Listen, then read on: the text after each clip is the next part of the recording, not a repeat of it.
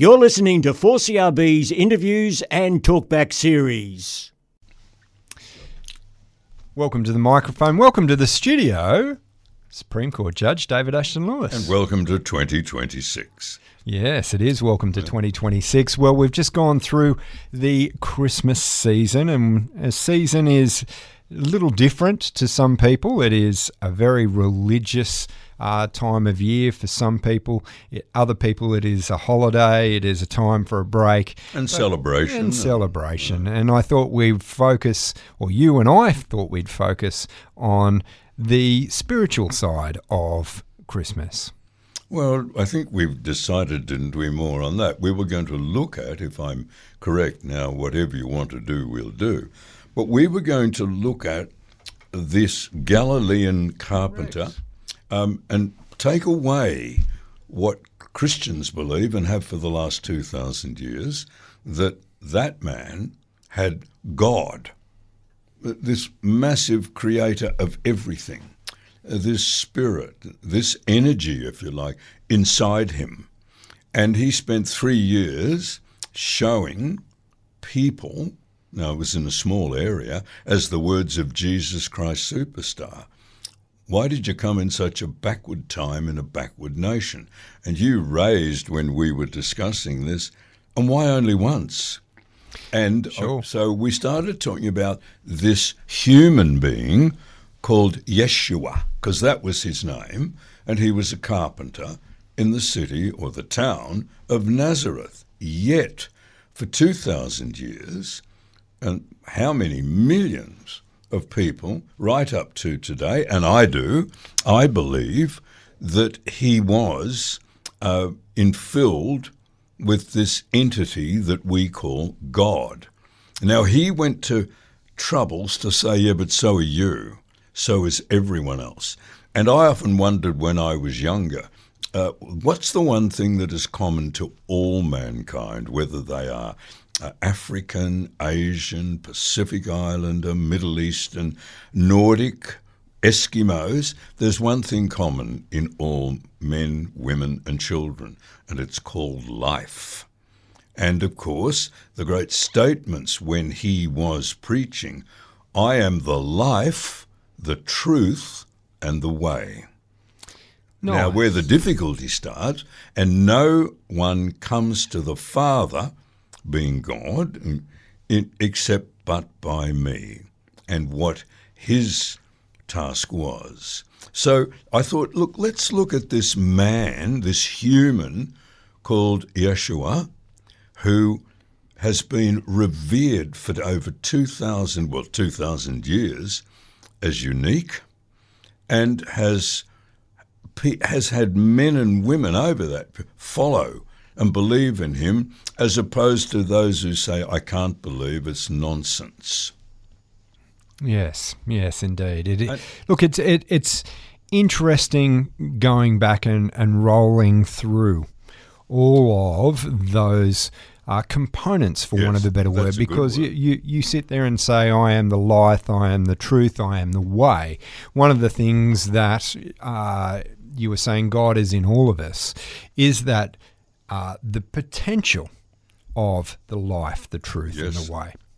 Yes, look, it is. And not only he, but Paul made it quite clear. You have God living within you. And you look at different things in that story of that man, which we call Gospels.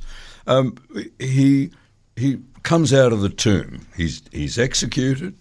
And he goes to the upper room, but doesn't go through a door, according to the accounts, just appears. And everyone says, oh gosh, the one person wasn't there, and his name was Thomas, the Apostle Thomas. Anyway, Thomas is there either later in that day or 2 days later, because those 11 were just suffering that this master of theirs was dead. And yet this man appears, but he doesn't appear like you're appearing to me on the other side of this table, but he's there. He is truly in human form. And Thomas is there. And Thomas, he had said beforehand, unless I can put my hand into the wounds on his hands or wrists, and thrust my hand into the spear wound in his side, I just will not believe. It is then supposedly that this man Yeshua appears, but not in the concrete form that I can see you, but clearly observed. And Yeshua says, Thomas, look at my hands, look at my side. And Thomas falls to his knees and says, my Lord and my God.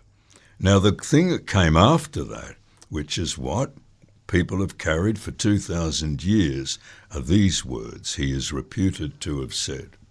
Well, blessed are you, Thomas, for you've seen and believed. But even more blessed are those who have not seen and yet believe. Well, you and I fall into that. I've never seen God, I've never touched God, but I've always believed. And that made me, as a younger man, really search, how do I survive in this? And I found, of course, when Jesus is talking to the disciples, and he talks about this, and he said the words, faith is the essence of things unseen and the substance of things hoped for. So there he is saying, no, I'm not going to keep coming back every generation and do things. You blessed and saw me walk on water. You saw me raise Lazarus from the dead. Now, it was you've seen and believed because you've seen things that, as far as you know, no other human being has ever done. And I am fully human because he wasn't a spirit then. And he did all these things. He turned water into wine. Well, it makes it very easy for people to say, no, it's all nonsense. Look, I find it funny because, again, raised as a scientist, so I always fall back to those foundations. And one of the parallels I draw, just for my own understanding, is the theories around electricity, protons, neutrons, and electrons. Again, they call it a theory, and the reason why they call it a theory is that we can't see it, we can't touch it, but we can't feel it. Now, here's the thing. We can see its effects. Yes. We see its effects by flicking a switch, the electrons flow through the cable to the light, energize the fluorescent tube, and then run away to ground. Yeah. And so for us, there's evidence that is how it works. Well, good, because as I said, I've never seen, touched or heard God. I've never been walking up a street or across a paddock or riding my horse as a younger man and hearing, David. Never heard that. Sure. And yet I then realized, but I've seen God, I've touched God, I've heard God. And then you get the one that the atheist or the person that doesn't is quite entitled to say, but once you're a believer, once you have an acceptance, you can see the bleating of a newborn lamb. There's God. I can walk across my grandfather's mown thousands of acres and see sheep and cattle grazing on it. There's God. I've gone up and touched that newborn lamb, picked it up because it needed to be brought in with mother in the back of a ute to be put in front of a fire. And, well, there I've touched God. So I've seen God, I've touched God, and again, it's fair for the non-believer to say, no, that's just life. That's just the creatures. And my answer was always, as a younger man, but who made that lamb? Who made that? Who made those mountains I can see? Oh, they just happened. Well, that might be right.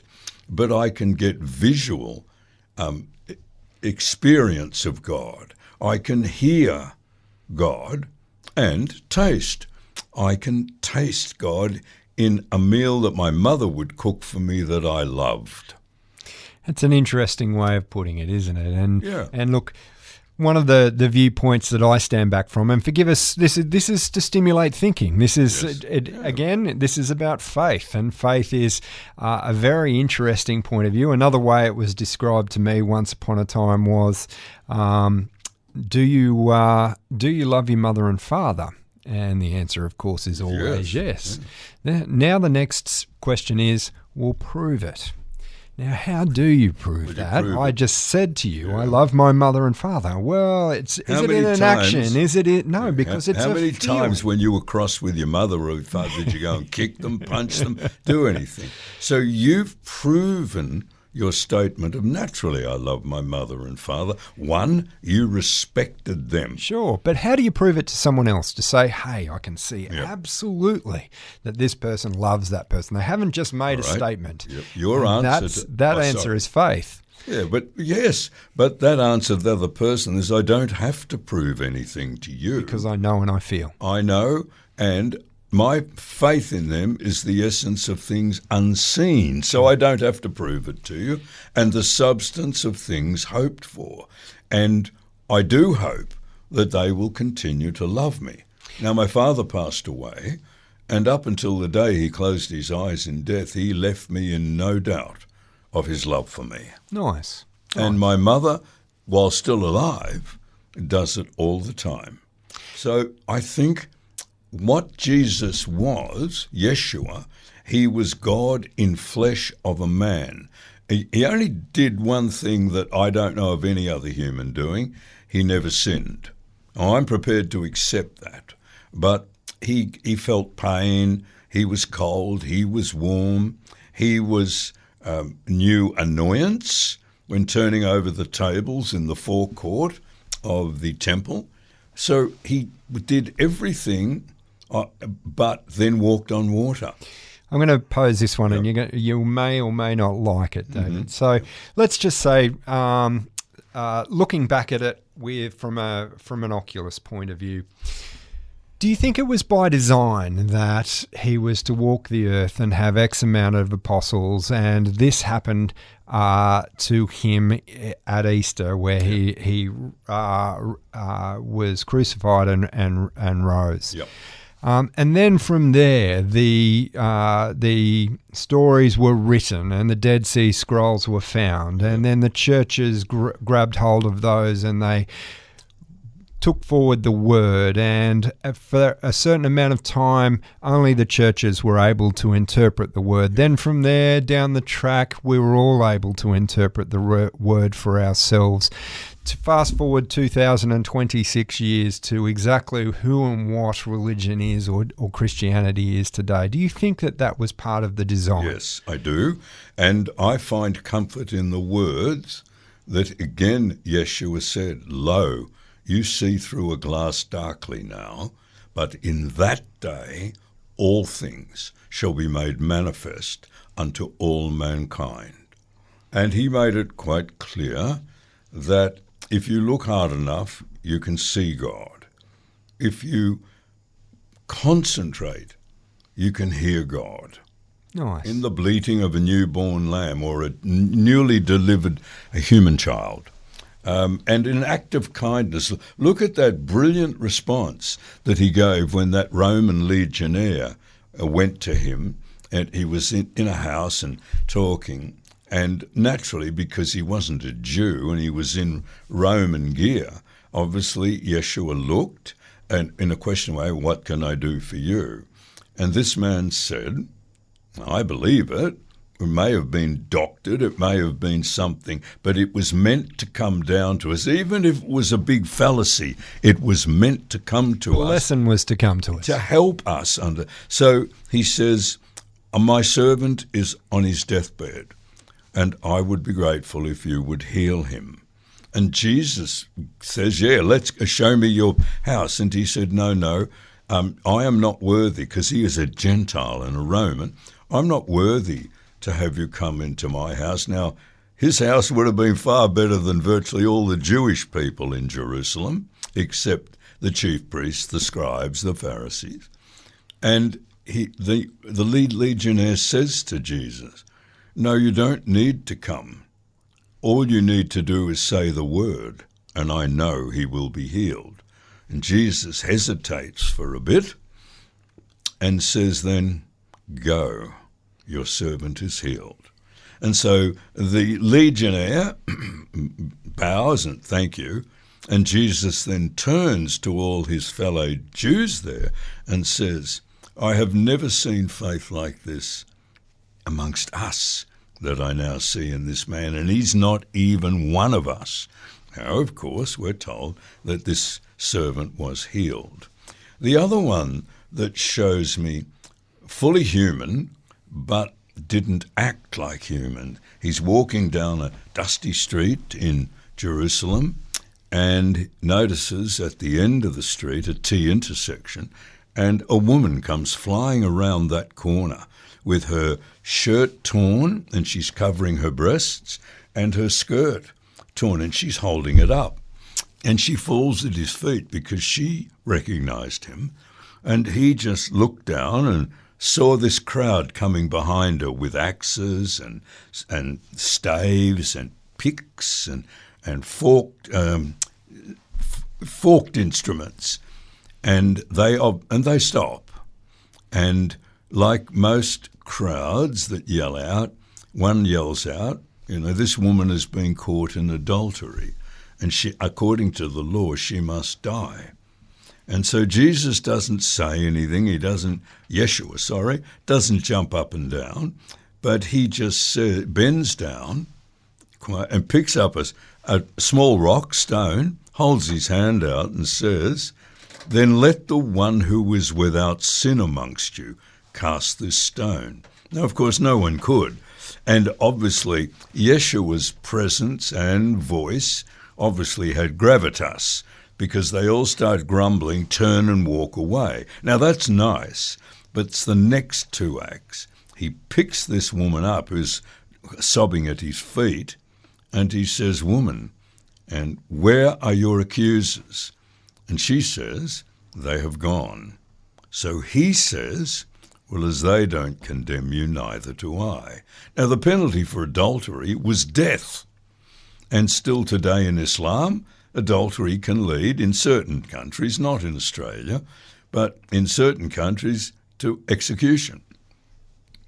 And so he says that, and then he says to her, woman, go and sin no more, as they don't condemn you, neither do I. Yet, he is God in flesh, the God who dictated, evidently, the Ten Commandments to Moses. It said, thou shalt not commit adultery. Thou shalt not commit adultery. And yet, here's this God showing what Yeshua had been teaching, that if you come before the throne of God humbly, sincerely, and accepting and acknowledging your sin, forgiveness, you will be forgiven. Nice. So all of these things, when you read them as a child, they're just magic. When you read them even as an adult who hasn't possibly gone to look at Yeshua the man, but they've just been comfortable all their life no, it's God. No, I've got no problem with it.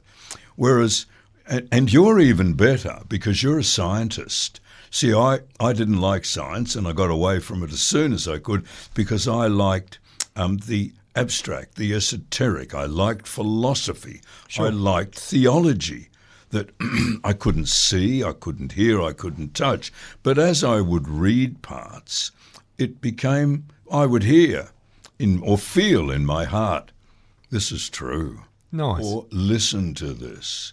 This is saying more than the words that I'm reading. Whereas you, a man for good marks in physics, chemistry, different streams of mathematics, you set up empirical tests, you test the hypothesis, and it's not tested by I think I'll do it, you actually test it. And yet, you still believe. Because you recognize, as I've known you for so many years, you recognize that in life, not only is there materiality, sure, things you can see and touch and that, feel, but there's abstract. Absolutely. And what Yeshua did was come really and challenge the chief priests, the scribe, everyone. And you can see it in him saying to the woman, go and sin no more, when he should have held on to her, called for the chief priests, had her brought before the Sanhedrin and sentenced to death. No, he didn't do that. Look, it's funny, isn't it? And I've heard these words many, many, many times, that the evidence is right there in front of your face. A great example is your radio station 4CRB, and me being intimately involved with the station for a long period of time. It is amazing to see that 4CRB has many, many problems in years gone by, and at any time, but they're miraculously solved. It's amazing how an email can happen, or someone can walk through the door, or the solution just presents itself.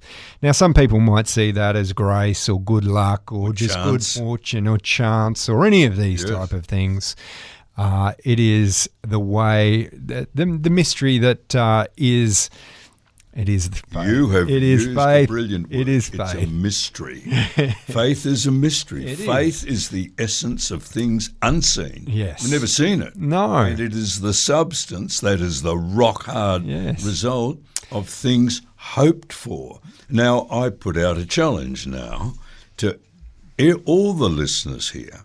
How many of you can honestly say that in your life you've never had whether you're a believer or not, you've never had some mysterious, that's dealt with the question I'm facing.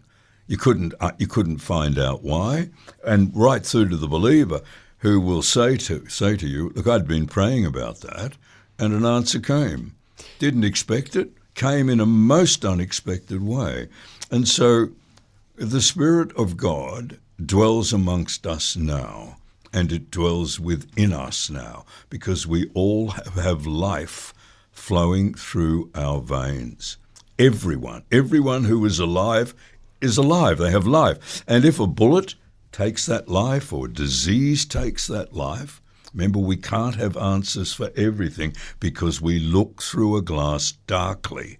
But a promise is made, but in that day all things shall be made manifest. So you see a child die, a 5-year-old from leukemia, and you're devastated, you're hurt. But if what we are talking about now has any relevance to you, you at least can find comfort in, I have no answer for this. Doctors can give me no answer for this, but it has happened, and I won't let it destroy my life. I will, substance of things hoped for, I will hope that the life that was in my 5-year-old daughter has now left that body and has gone back to where that life came from, the presence of God, all life emanating from there, and that hopefully someday, in some place and sometime, I will recognize it. And when I was being treated for cancer, they didn't tell me, although I knew it, they didn't tell me this till after the danger had passed, but they said, David, you have no idea how close to death you were. And I said, well, I sort of did, but sort of didn't, because when you started asking me, David, what do you think about death? And do you remember my answer? And it was twofold. Well, if I die and there's nothing, there's just black, I won't know it, and I won't know anything. I'm dead. But if I die and I see, oh gosh, I'm in another form of existence, yet I'm still David. I think like David, I remember, but I'm sinless, and I can see, I can see every dog I've ever owned. I can see my horses. I can see my cats. I can even see Tweety, the first bird. I was 3, and Mum bought this beautiful little golden canary, and he lived till I was 17. I see that little bird. So, I'm glad I believed. David Ashton Lewis, thank you very much for your time this morning. As always, Colin, you're welcome, and Happy New Year to all our listeners. Now remember, see if you can all think back to something in your life that happened, that answered a question, or that suddenly a car swerved and you thought, what's going on? And bang, a truck went by that had you stayed in the lane you were in, you would have been killed instantly. Think back. And I'd love you to ring Colin and say, never had anything like that happen in my life. Well, David Ashton Lewis, as I said, thank you very much for your time. As always, you're welcome. You've been listening to 4CRB's interviews and talkback series. Support local online content and become a financial supporter today at 4crb.com.